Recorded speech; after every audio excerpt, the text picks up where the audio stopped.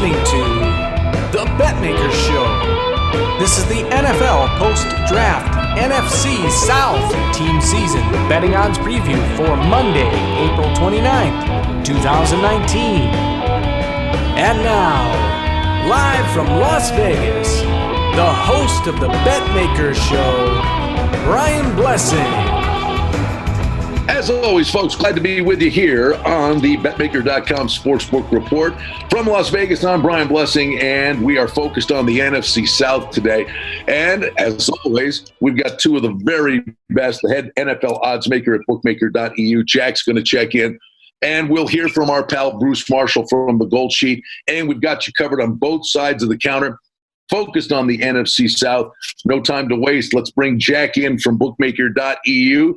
Talking about the NFC South, Jack, and I thought this was a division last year that was the deepest heading into the season, and then New Orleans went on a flat-out dead run, went 13-3. Let's just start with the odds to win the division this year. Sure. At bookmaker.eu, we've posted New Orleans at -200, Atlanta +320, Carolina +765, and Tampa Bay at 1450 or 14.5 to 1. As always, we try to get your read on things in relation to the number, and the numbers certainly dictate this, but there's a big intangible for me. New Orleans 13-3. 2 years in a row, they suffered this massive punch to the gut. I covered the Buffalo Bills during their 4-year run. And it was an absolute remarkable thing, heartbreak after heartbreak after heartbreak. And they were the most resilient bunch. It will never happen again that a team goes 4 years in a row. I look at New Orleans, and they could have won the Super Bowl 2 years ago. And they had the ridiculous breakdown on the Diggs touchdown. And then last year, they had the rug pulled out from underneath them when they're going to win a football game, and a bad call cost them the game. At some point, they're human beings. It takes a toll. Did that thought process exist on a season win total of 10.5 under $1.25? No, for one reason. As you say, they are human, so it's going to be difficult to predict. Are they going to let up, or are they going to dedicate the season to not having to rely on one referee's call, by just putting the game away as they had many chances to do early in that game? Yeah, the other thing, right, is you have to have that ability to look into the future. There's no getting around the fact, Drew Brees is a machine, and he's got weapons galore, but he ain't no spring chicken, right? And you never know when that day is going to come. No, it will happen all of a sudden, and it won't even be like an imperceptible drop. It'll just be, wow, that's not the same guy. Will it happen this year? Probably not, but it could. Then we go to the Atlanta Falcons. I'm looking at 9 under $1.29 at Bookmaker, and they were a really confounding team. There were games where that offense looked like it could be as good as any offense in the NFL. But as is always the case, injuries play a role. And be it Julio Jones, Calvin Ridley was going nuts for a while, then he got hurt. And then just some bad play calling, and they're a completely different team home and away. Atlanta's a really confounding team. They could be great or they could be ordinary. It will depend, once again, on Julio Jones' foot issues. I mean, when he's in there, you either have to double him and everything else opens up, or you take him one-on-one and he beats you. So his health predicates on how the success of the team goes more than anything else. And I just can't count on it. So I would tend to go under 9 here. And the one thing, it's not sexy, but we watch free agency and we watch the NFL draft. They're not sexy picks, but they actually do really probably reap more rewards than some really exciting skill position player. But they focused on the offensive line, getting Chris Lindstrom and Caleb McGarry. Their focus with 2 offensive linemen right out of the gate is to protect Ryan. And if he's upright, they're dangerous. Well, and I think Peyton has always gone that way. He's always gone offense over defense. It looked like last year they finally had a coach that would had some effect on defense, whereas in the previous Ryan years and whoever else they had before that, the defense was always in shambles. If their defense stays the same level as last year, if he can improve the offense, there's no reason they couldn't go over 10.5. All right, then we focus on the Panthers. 7.5 over $1.20. The one thing we get here, his style of play. Cam Newton is the focal point. We know McCaffrey was an eye opener for them, but it really comes down to, can Cam Newton stay healthy? And that's always a big question mark, because he's an upright passing kind of guy that takes big shots, and then his willingness to run and his size, sometimes you got to protect him from him. But he takes some big shots, and him making it through a season is always sketchy. Well, last year, I think he was hurt most of the year. I don't know exactly when the injury occurred, but from the third, fourth game on, you kept hearing rumors about he's not practicing till Thursday. I think it affected their whole season. So their win total last year, I would have to go over 7.5. I expect this to be a good team again. McCaffrey was sensational. You put him with a healthy Newton, any good coaching, and they come over the 7.5 for sure. And then we get to Tampa Bay. The Bucs 6.5 under $1.40, and this was a team that really focused on defense with Sean Bunning, a cornerback from Central Michigan, another cornerback from Auburn, James Dean. And you're looking at three guys in the top 35. Mike Edwards, a safety from Kentucky. There were games when that offense was electric, but the one thing that was a constant, they couldn't stop a high school team at times. They never quite got in sync. When the offense was playing great, the defense was terrible, as you said. Towards the end, the defense played a little better, and all of a sudden the offense went down just a notch. I think this year their total wins is 6.5. They're going over. You said they're picking up on the defense. I'm going to give this my last chance to say Winston steps up and improves his game. If he doesn't do it this year, I quit. Yeah, no, I'm with you on that one. And the one thing we should speak to, wrapping up the NFC South with you from an odds-making perspective, when you're doing season win totals for teams in the NFC South, and this happens with every division, but you look, who are they playing outside of the division? And the common opponents, they're playing the NFC West, which means they're going to have to play the Rams, Seattle, an improving San Francisco team. How much does that schedule across the board impact the group? Well, it's fair for everybody when we put it like that. And so you're looking at your games, you're going where they're playing, what you think the point spread is on each game, and you just go down the line like that, predicting wins, losses, probability. If they're a 3-point favorite, we'll give them a 60% chance to win, and then add it up at the end.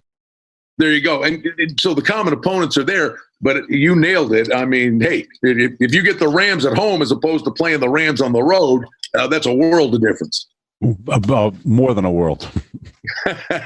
Always great information from our friend Jack. He is the head NFL odds maker at bookmaker.eu. We're not done talking about the NFC South. We're going to come back with our good friend Bruce Marshall from the Gold Sheet. And hey, listen, we hope you like what you're hearing. You can subscribe to this podcast on your favorite podcast service, iTunes, Libsyn, SoundCloud, and others. You can find all our episodes on the website and sign up for our newsletter at Betmaker.com. We're coming right back. More on the NFC South with Bruce Marshall in the On Deck Circle.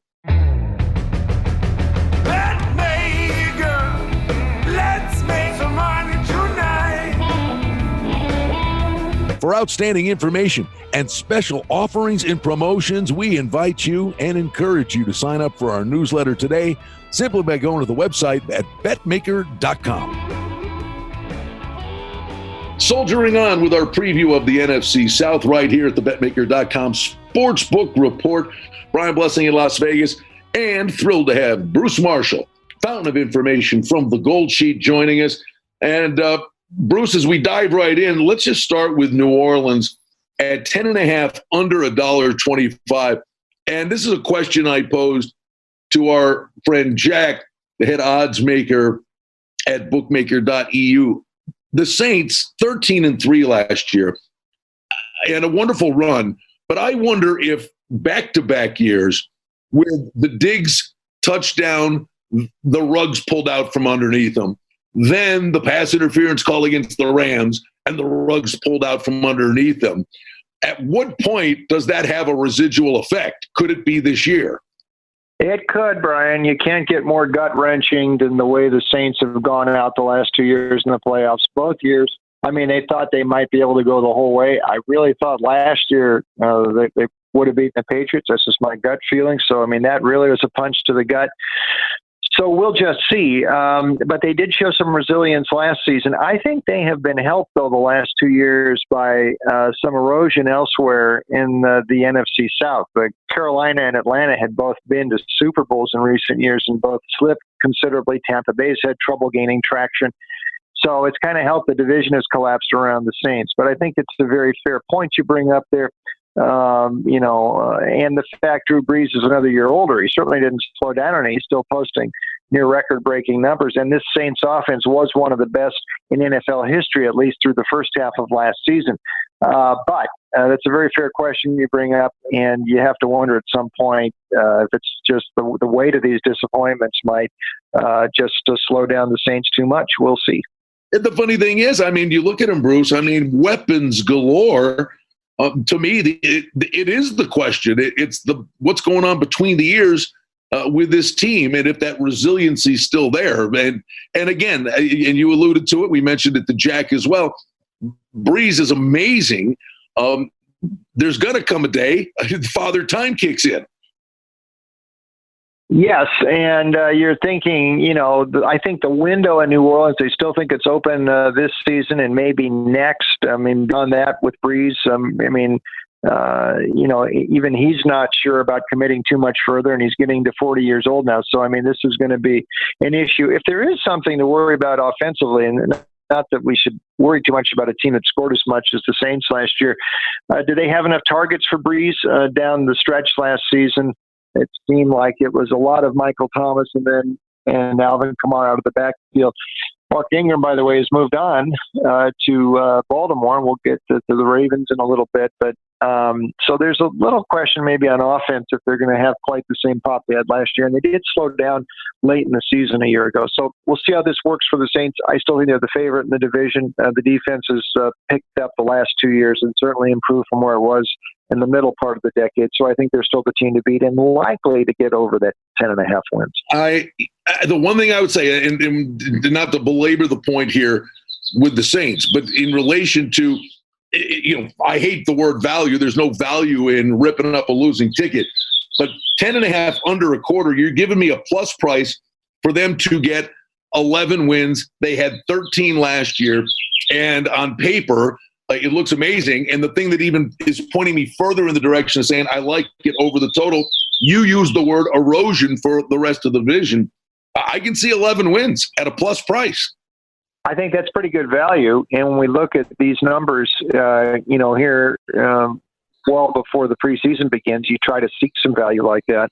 And at that price, I agree with you. I think there's some decent value to look over, and the Saints would not shock me at all to get to 11 wins or more. All right, let's move on to the Falcons. 9 under $1.29. When they're right, Bruce, this is an offense that can put up a lot of points, but it's also a defense that can be suspect at times. But one of the problems they had was, keeping Ryan upright. And they addressed that in the draft specifically on the offensive line. Yeah, and that's where they really kind of went in the free agency as well. Now, they weren't all that active in free agency.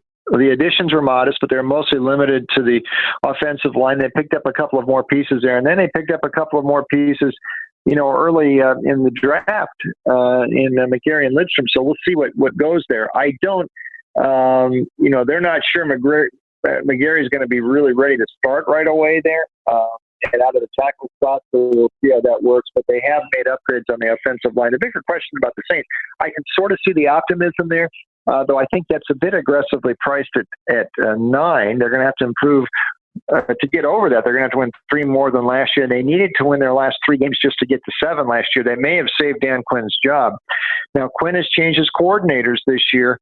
He himself is reprising his old role as defensive coordinator with the Seahawks, where he was before he took the Atlanta job a few years ago. So he himself is taking the play-calling defense responsibilities on the stop unit away from Marquand Manuel, who was dismissed. And Dirk Cutter is now in as his offensive coordinator, where he had been before. And, of course, he had been at Tampa Bay for the past couple of years as the head coach. So maybe this is all going to pan out. Ryan actually put up some pretty good numbers last year. If they have plugged some gaps on the offensive line and Quinn makes difference on defense, maybe this is your surprise team in the NFC to get back in the playoff mix. If not, Quinn's going to lose his job. So it's all on the line for him. I'm just not sure over 9 is great value at Mercedes-Benz Stadium. To your point about erosion, we go to Carolina, 7.5 over $1.20. McCaffrey is a special football player. Cam Newton just seems to run so hot and cold, but he is an electrifying talent if he can protect the football. The other thing is he's taken some big shots. If it comes to this, they're probably in big trouble. But in the draft, in the 3rd round, was an intriguing pick. Will Greer, the quarterback from West Virginia, would probably, I think, be able to up the ladder to become the backup there. Well, we thought that they would go somewhere in the draft, and Greer was probably a pretty good pick for them. But you're right. If they have to use him in the fall, it's an emergency situation, and the season has gone down the drain with Cam getting hurt or something else there. I think this is a situation to really watch, and potential problems there. There's new ownership in the saddle.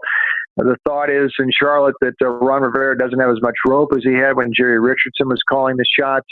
Another playoff miss might put him on the hot seat or cost him his job.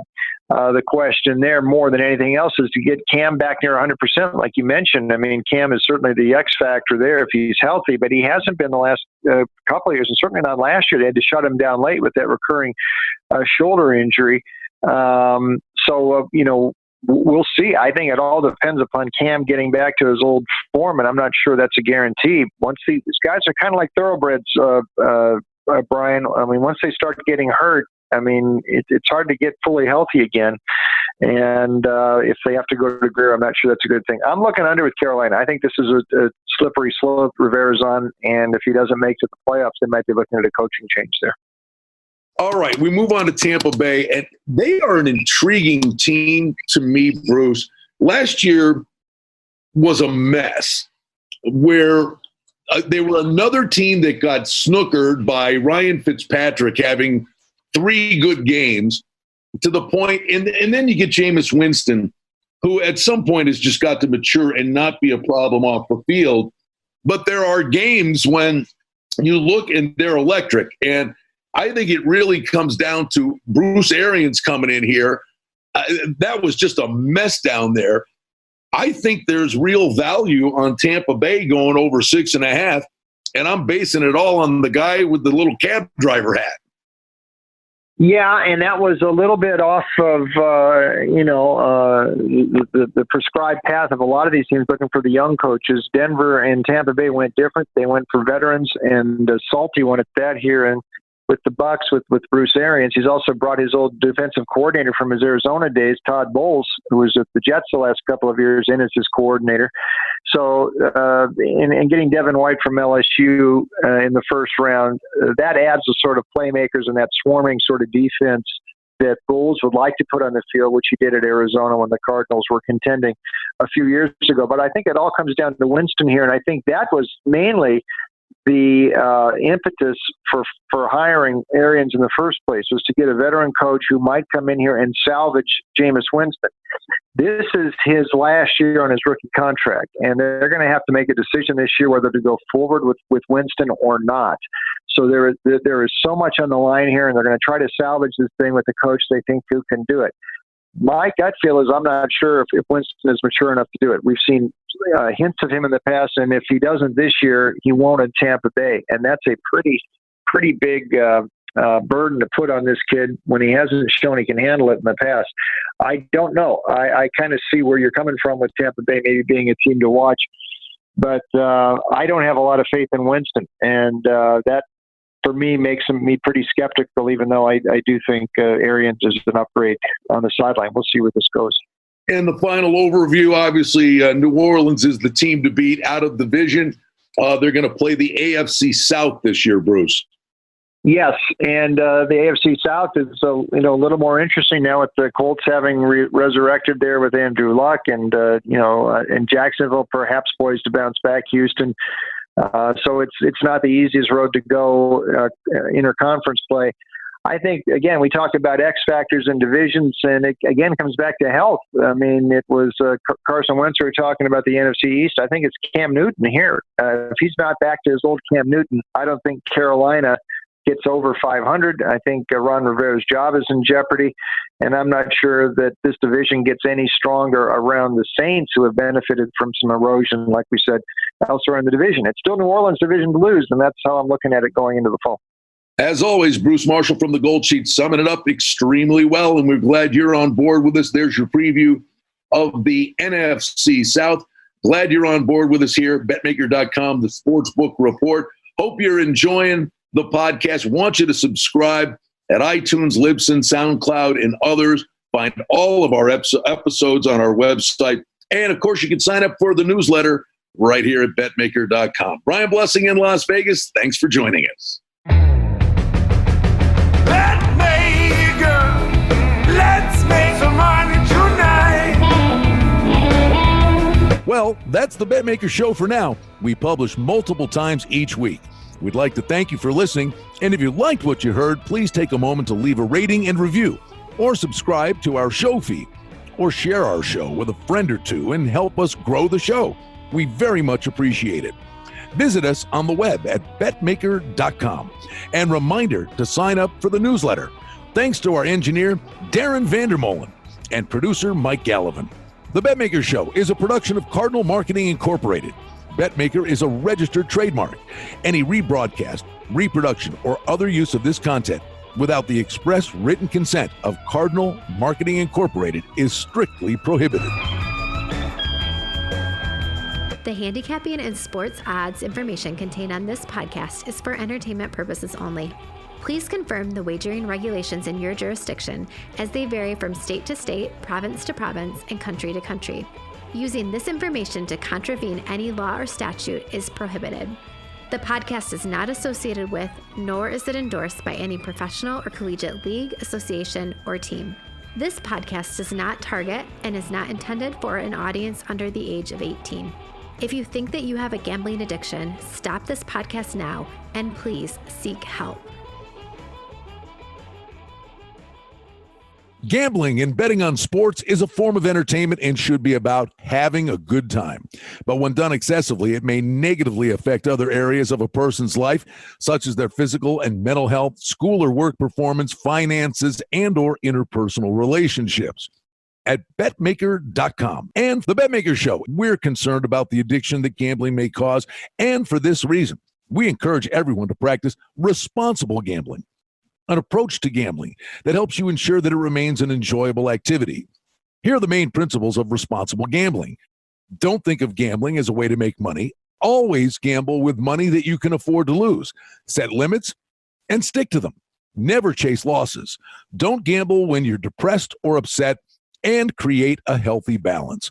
Always be aware of how much time you spend gambling or thinking about gambling. And do not allow gambling to cause you to miss out on time with family and friends or time spent on other activities you enjoy. By following these guidelines, gambling can be a good time and great entertainment. If you feel at any time that your gambling is taking away from important areas of your life, is causing you stress or depression, or is leading to financial losses that are beyond your control, please reach out for help. Learn more at responsiblegambling.org.